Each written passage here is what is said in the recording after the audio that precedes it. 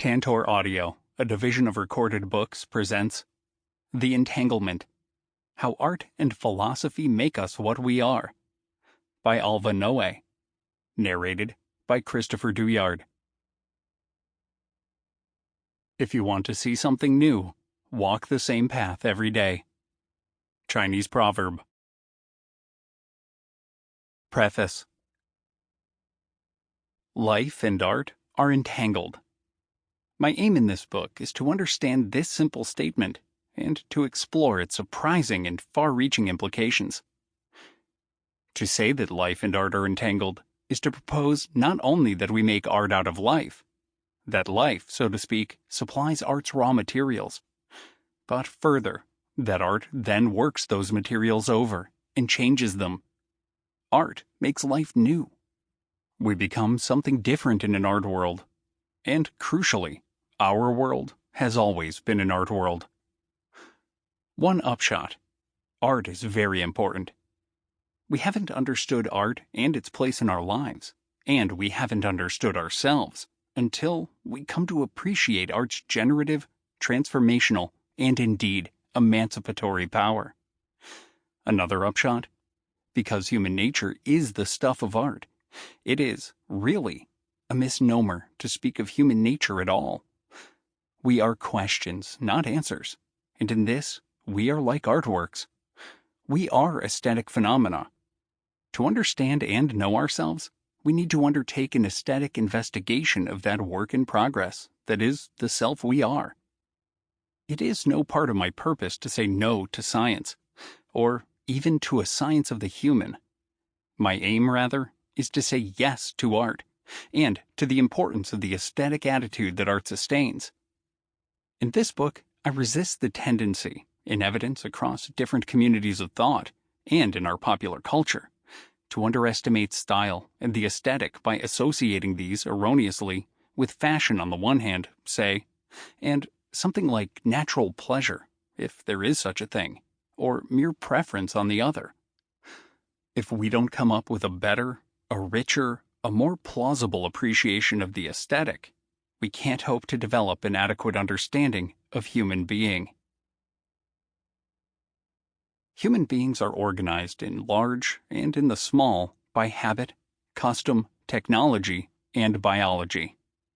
This organization is what lets us have a world and cope with it. Without it, there is no human life. Maybe there is no life at all. But it also constrains us. It holds us captive, defines our ordinary, and confines our institutions. There is no way of delivering ourselves once and for all from the unfreedom that makes us what we are. Even our bodies, thought of as chemical and nervous processes, are organized for regulation and self-maintenance. It could seem fanciful and romantic, unscientific, even ridiculous, to hold that art and philosophy have the power to emancipate us, not from the reality of organization altogether, but from the particular habitual modes of being that make us up now. But this is my claim. Art and philosophy are the ways that we reorganize ourselves. Art and philosophy aim at ecstasy, total release from the states that have pinned us. Philosophy targets the understanding, yes, and art aims at aesthetic pleasure. Okay, but these are surface attributes. Art and philosophy require of us that we work ourselves over and make ourselves anew, individually and ensemble. Not long after I started work on the book about art and human nature that was to become Strange Tools, which came out at the end of 2015, a friend asked me whether I was giving up philosophy of mind. I was startled by the question. It had seemed obvious to me that the problem of art, what it is, how it works, why it matters, and especially the question of aesthetic experience, what that is a central problem for the theory of mind. In this book, I try to explain why this is so. Alva Noe, Berkeley, August 2022. Part 1. 1. Art in Mind. At the very beginning of history, we find the extraordinary monuments of Paleolithic art, a standing problem to all theories of human development, and a delicate test of their truth. R.G. Collingwood. Living in the Entanglement.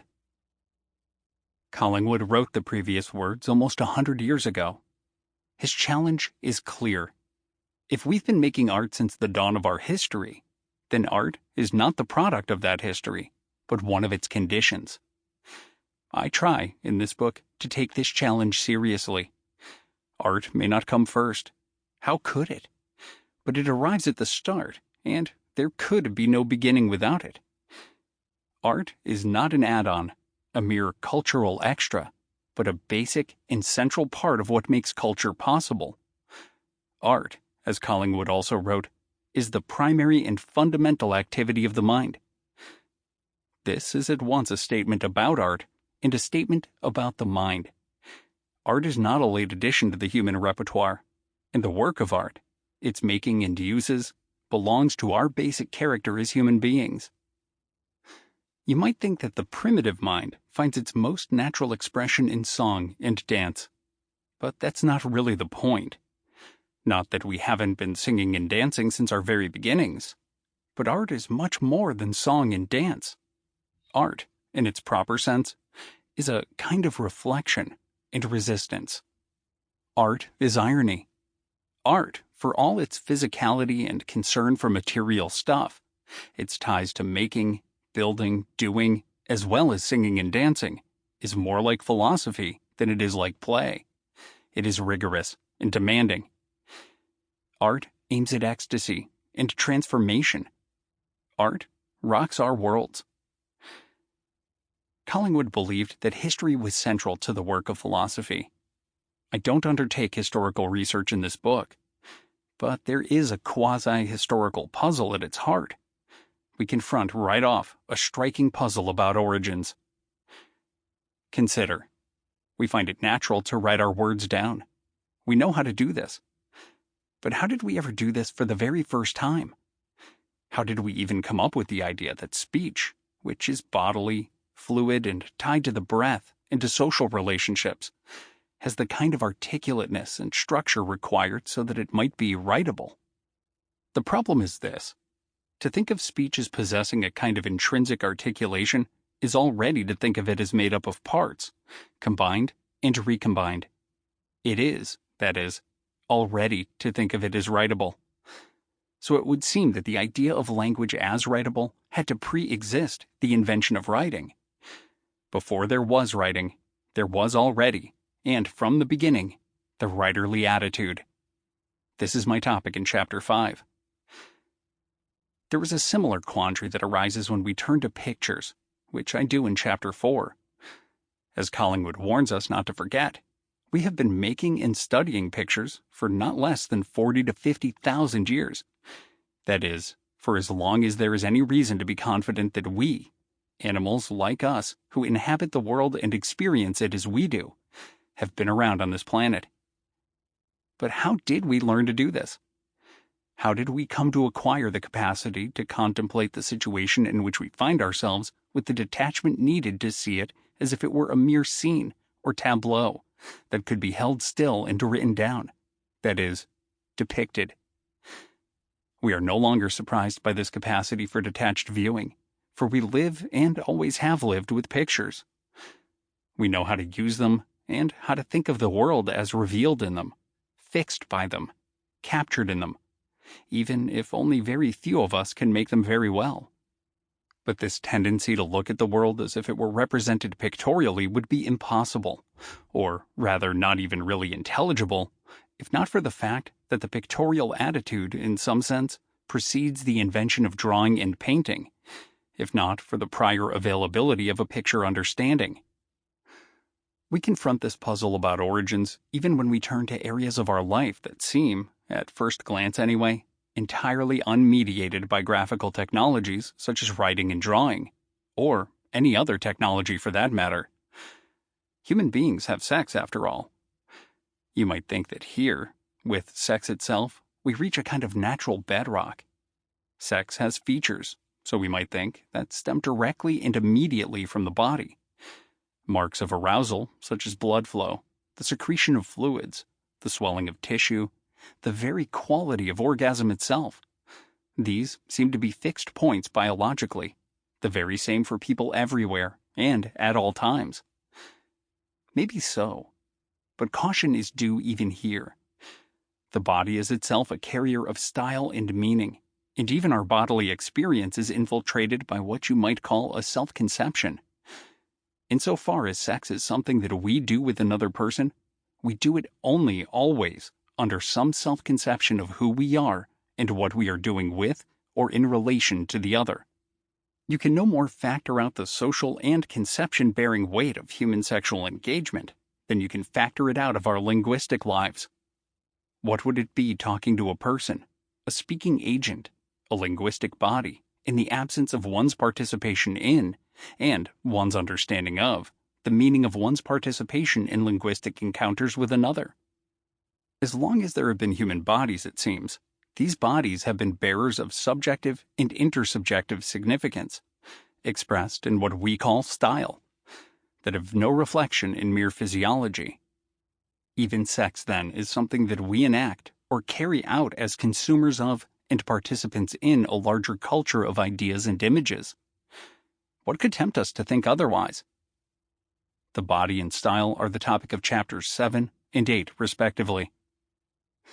These puzzles about origins remind us of Plato's paradox of the Meno. To learn something new, you must recognize it when you have found it. But if you can do that, you must have known it already. Augustine posed a similar puzzle in The Teacher. It is not possible to teach, for students cannot learn something that does not already make sense to them. They are the arbiters of truth, not the teacher. Plato's solution, and Augustine's, is to suppose that the knowledge is already in place. The work of inquiry, or the work of the teacher, is to enable a kind of recollection, a process of making explicit what we already know implicitly. My solution is similar to theirs. We already need to view the world from the standpoint opened up by speech, by writing, by pictoriality, by sociality, in order for us to have any possibility of inventing or coming to possess these things. But this is true because, in a sense, we have always had them. We have always been all the things we are. This is the force of Collingwood's challenge. But is this believable? Perhaps it would be better to say that the very fact of the great monuments of Paleolithic art means that we have to go back way farther, tens of thousands of years farther back, to arrive at anything that deserves to be called our true beginnings. Art, at least as I am thinking of it, cannot be something present at the dawn, for it is too sophisticated.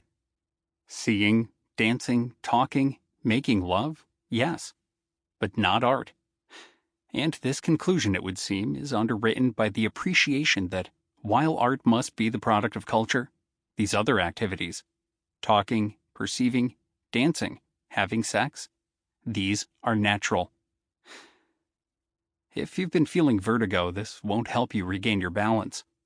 You can't go back far enough. Humans are not machine-like, nor are we beasts.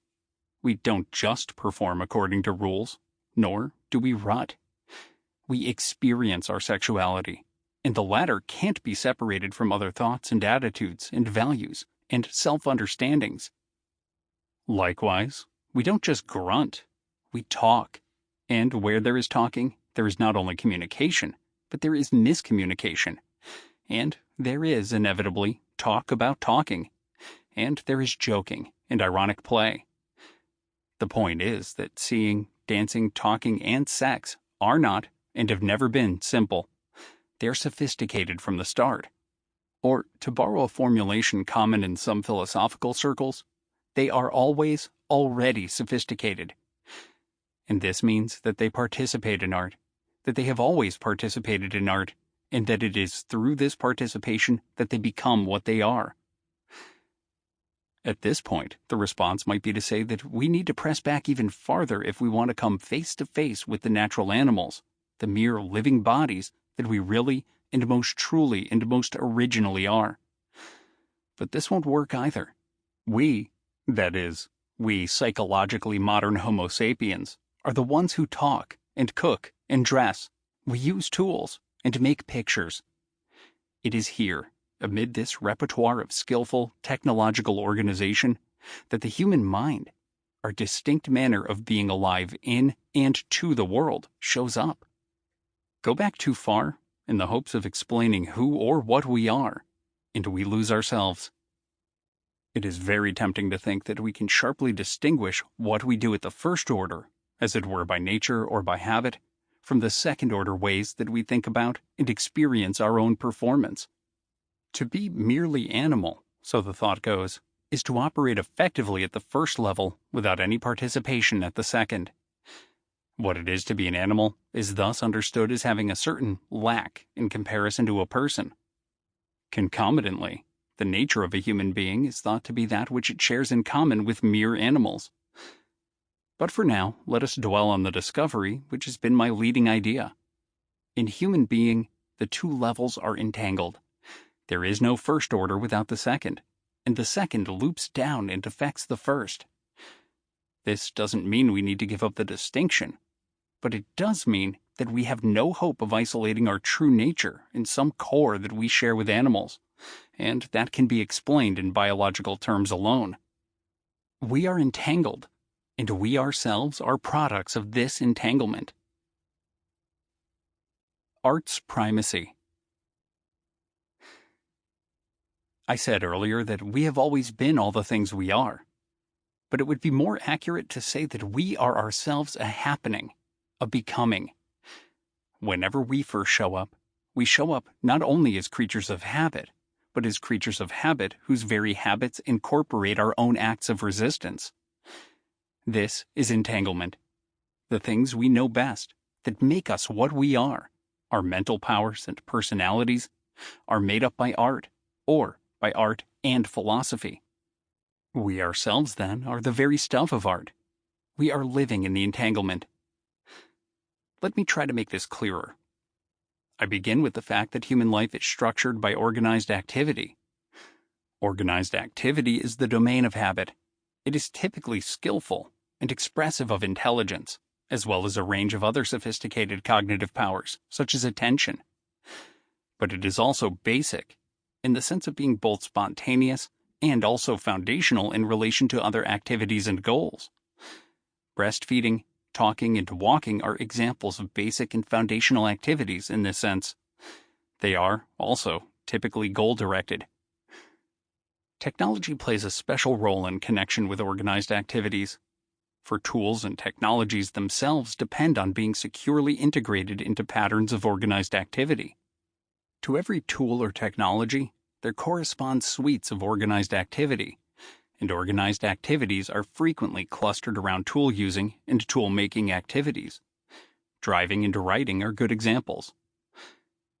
Dancing, in the sense in which we dance at parties and weddings, is an organized activity.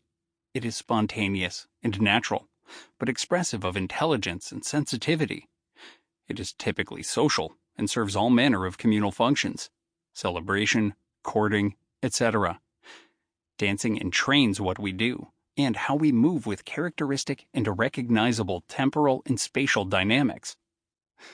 The existence of tools, technologies, and organized activities is art's precondition, rather as straight talk is the precondition of irony. Art does not aim at more tools, more technology, better organization. Instead, art works with these constitutive habitual dispositions. Artists make art out of them. So, to return to dancing, which forms the topic of Chapter 3, dance artists don't merely dance the way the rest of us do at weddings and parties. Rather, they take the very fact of dancing and make art out of it. Instead of showcasing it, merely showing it off, they are more likely to disrupt it or interrupt it, and in doing so, expose it for what it is, an organized activity. In this way, they reveal us to ourselves. Or, to use a different example, pictoriality, both the making and using of pictures, in whatever medium, for example, photography, drawing, painting, digital media, etc., is a culturally embedded in settled communicative activity, and has been so, as we have already acknowledged, for millennia. We are fluent with pictures in personal as well as commercial transactions. Think of the pictures of cars advertised by the dealership, or of chickens and broccoli sent out by the supermarket in the weekly circular, or of the photos of grandma on the mantel shelf, or of the selfies we take together at the ball game, not to mention the superabundance of pictures streaming in social media. These pictures carry explicit or implicit captions, and their meaning and content, what they show, is secured, usually, by these captions. We seldom need to think twice. There is almost never anything to think twice about when it comes to seeing what these pictures show. But pictorial art is a different thing altogether. The artist isn't participating in the economy of picture making, but is reflecting on it, or exposing it, putting it on display. Note, this may not be all that the pictorial artist is doing, just as choreographers are interested in a great deal more than dancing. For example, artists of all stripes, choreographers and painters in particular, are participants in an art culture. Art targets other art, almost always. Art practices, then, are tied to making activities, to human doing and tool use, for these latter are its preconditions and form the ground from which different art forms or media arise, and on which they do their work. Choreographers make art out of dancing, and pictorial artists make art out of picture-using activities. Literary writers, for their part, make art out of the raw materials given by the basic fact that human beings organize themselves, or find themselves organized by speech, telling, and writing. But art is not itself merely a making activity. Artists make things not in order to surpass mere technology or manufacture, not because they can do it better or in a more aesthetically pleasing way. They make things, finally, because we are makers. That is, we are beings whose lives are given shape by the things we make, and by the ways we find ourselves organized in good measure by the things we have done or made. By making, and by exposing what our making takes for granted, art puts us on display. And it does so in ways that change us, and finally, liberate us from the bonds of habit and character. How so? Here is where what I am calling entanglement comes more fully into play. Art loops down and changes the life of which it is the artistic representation. Take the case of choreography. How people dance today at weddings and clubs is shaped by images of dancing provided by choreography. Our dancing, mine and yours, incorporates art dancing, however indirectly. Over time, across generations, the entanglement of dancing and the art of dancing is affected. The entanglement is not so great as to make it the case that the line between the dance art, or choreography, and what we are doing at weddings is effaced entirely. But now the line becomes itself a problem, a source of questioning and puzzlement. As an example from painting's recent history, consider the fertile exchange at art schools and in the art world between fine art and commercial art in the mid-20th century. For example, the Bauhaus, Warhol.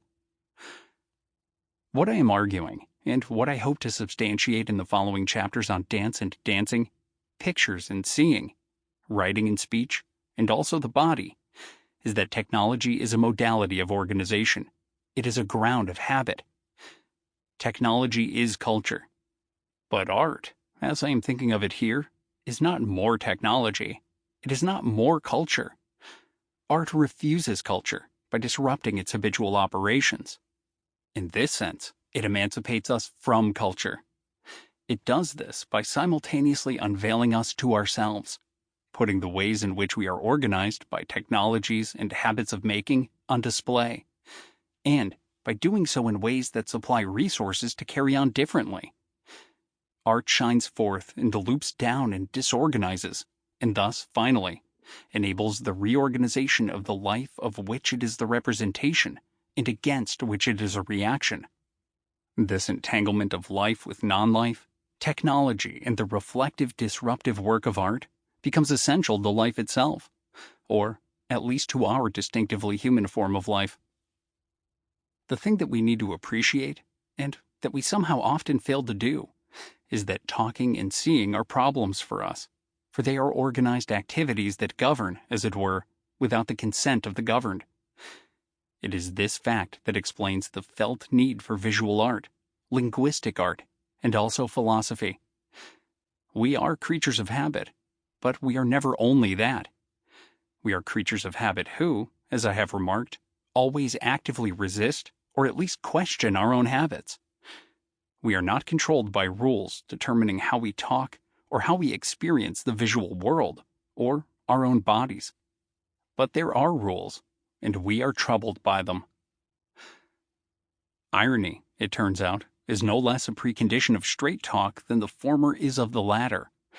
That is, there could be no straightforward and direct use of language for any purpose at all if there was not also the possibility of taking up a playful or a subversive or a questioning attitude to language.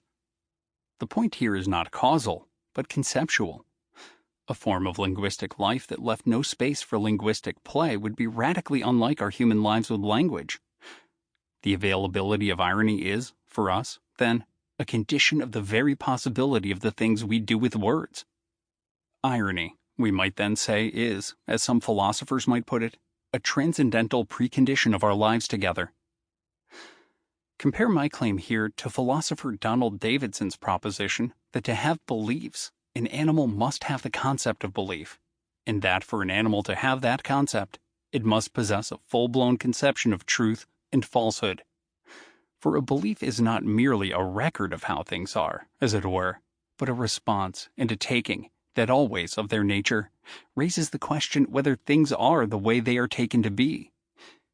Davidson thought that you would need to have a language to have the resources for framing this kind of rich conception of belief, and so he thought that non-linguistic animals do not have beliefs. This is a provocative and maybe overly strong way to make a more innocuous point. There is nothing in the life of a non-linguistic animal that suggests that it worries about whether its beliefs are true. Its existence is not troubled in that way. Now I will try to show that to be a language user is to be sensitive to a whole host of demands, so-called normative demands, pertaining not just to the question of how we speak, but to that of how we ought to speak, that require of us that we have access to something to which we do in fact have access. Namely, writing is a canonical system for representing what we are doing when we are talking. Similarly, pictoriality, as we will consider in Chapter 4, is a way of working with and thinking about what we see in a way that is sensitive to how fragile and problematic our seeing is. And so, in these and other ways, we come to appreciate that just as truth presupposes irony, so life presupposes, or is at least preconditional by, the possibility of art. We make art out of life, yes, but as we now understand, we make life out of art. Art is one of life's preconditions. Art does not come first, not in any temporal sense, but art is not a latecomer either. There is no technology of pictures or application of writing to linguistic communication without art. To borrow a way of speaking due to art historian Whitney Davis, we ourselves only rise to visuality, to linguisticality, to thought, when we also rise to painting, poetry, and philosophy. Art is a condition of the possibility of our lives as we know them. From the standpoint of the entanglement, living in the entanglement, our speech, our vision, our dancing, our bodies, sex, show up for us already permeated by and inflected with art. We cannot factor the art and philosophy out of our basic experience. You'd have to go back to an imaginary prehistory to get an experience that was not in these ways entangled and re-entangled with art and philosophy. The Garden of Eden. Just a brief further word on this, our imaginary prehistory. In the beginning was the Word, and the Word was with God, and the Word was God. This biblical phrase captures our insight. With the Word, everything is given. For a word presupposes the whole shebang, that is, all the words, and all the worries about what the words mean, and all the pleas and excuses, but also the relationships and stories of life and death. This New Testament idea seems well anticipated in the details of Genesis. Sample complete. Ready to continue?